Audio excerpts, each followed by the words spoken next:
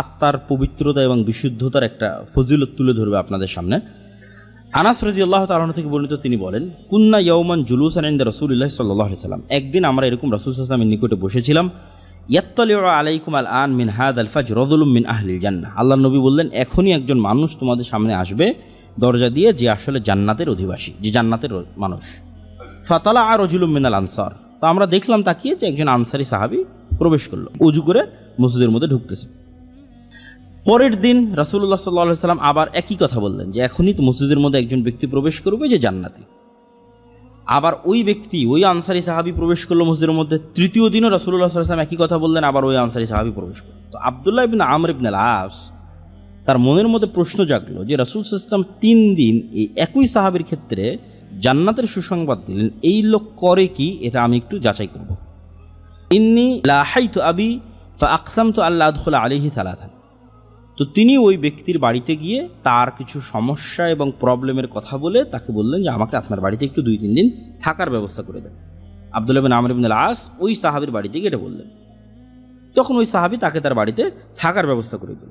তো প্রায় 3 রাত থাকার পর আব্দুল্লাহ ইবনে আমর ইবনে আল-আস বলছেন, ফালাম ইয়ারাহু ইয়াকুমু মিনাল লাইলি শাইআন, আমি দেখলাম যে রাতের সালাত আদায় করে না, মানে তাহাজ্জুদের সালাত আদায় করে না।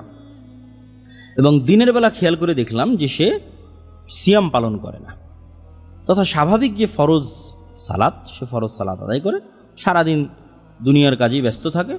রাতের বেলাও যে তাহাজ্জুদের সালাত আদায় করার কথা, যেটা মানুষ ধারণা করে যে আল্লাহ নবী জান্নাতের কথা বলতেছে, তার মানে তো অনেক বড় আল্লাহওয়ালা হবে, হয়তো সারা রাত তাহাজ্জুদের সালাত আদায় করে, সারাদিন হয়তো সিয়াম পালন করে। তো দিনের বেলা নফল সিয়াম পালন করতেও দেখলাম না, রাতের বেলা তাহাজ্জুদের সালাত আদায় করতেও দেখলাম না। ফালাম্মা মাজাতি সালাসা, 3 দিন যখন এভাবে পার হয়ে গেল, তো আমার কাছে মনে হলো যে আর কি আমল করে, আর আমলকে আমার কাছে ছোট মনে হলো। কিন্তু আহতাকিরু আমালা, তার আমলকে আমি ছোট হিসেবে দেখতে লাগলাম। তো তখন তার সঙ্গে আমি খুলে কথা বললাম, ইয়া আব্দুল্লাহ লাম ইয়াকুন বাইনি ওয়া বাইনা ওয়ালিদি হিজরা ওয়ালা গাদাব ওয়ালাকিন্নী সামি'তু রাসূলুল্লাহ সাল্লাল্লাহু আলাইহি ওয়াসাল্লাম ইয়াকুল সালাস মারাত, যে আসলে ঘটনা হচ্ছে আমি তোমার এখানে যে থাকেছি, এটা আসলে আমার কোনো সমস্যা, কোনো প্রবলেম এরকম কিছু নয়, তোমাকে দেখার জন্য। দেখার কারণটা কি, এইভাবে আমি রাসূল সাল্লাল্লাহু আলাইহি ওয়াসাল্লামের কাছে শুনেছি যে তিনি তোমাকে পরপর 3 দিন জান্নাতের কথা বলেছেন। তো আমি তো তোমার আমল দেখলাম যে ফালাম আরাকা তা'মালু কাবীরা আমালিন, তুমি তো তেমন কোনো আমল করো না। তাহলে কি এমন তোমার আমলের মধ্যে সিক্রেট আছে যেটাতে রাসূল সাল্লাল্লাহু আলাইহি ওয়াসাল্লাম তোমাকে জান্নাতের কথা বলে?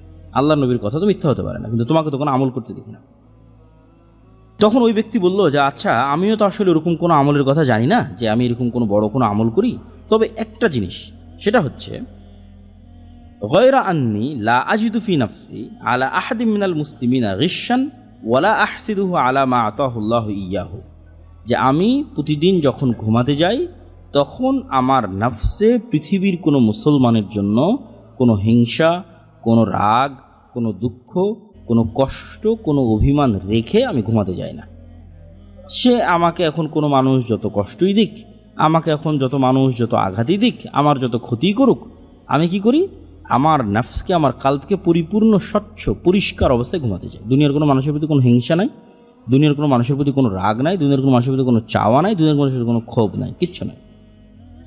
তখন আব্দুল্লাহ ইবনে আমর ইবনে আল-আস বলছেন, হ্যাঁ, এটাই হতে পারে সেই আমল যে আমলের কারণে রাসূলুল্লাহ সাল্লাল্লাহু আলাইহি ওয়াসাল্লাম তোমার বিষয়ে জান্নাতের সুসংবাদ দিয়েছে। তাহলে আমরা দেখলাম যে হৃদয়ের স্বচ্ছতা, কালবের স্বচ্ছতা ইটসেলফ একটা অনেক বড় ইবাদত। যে মানুষ তার নিজের নফস এবং কালবকে স্বচ্ছ রাখবে, এই স্বচ্ছতার তো একটা, যে বললাম, খারাপ জিনিস থেকে পবিত্র থাকা। তো খারাপ জিনিস থেকে পবিত্র থাকার মধ্যে এগুলোও পড়ে, হিংসা, অহংকার, রাগ, ক্ষোভ, দুঃখ, এগুলো থেকেও নফসকে পবিত্র রাখা, এটা হচ্ছে খারাপ জিনিস থেকে পবিত্র রাখা।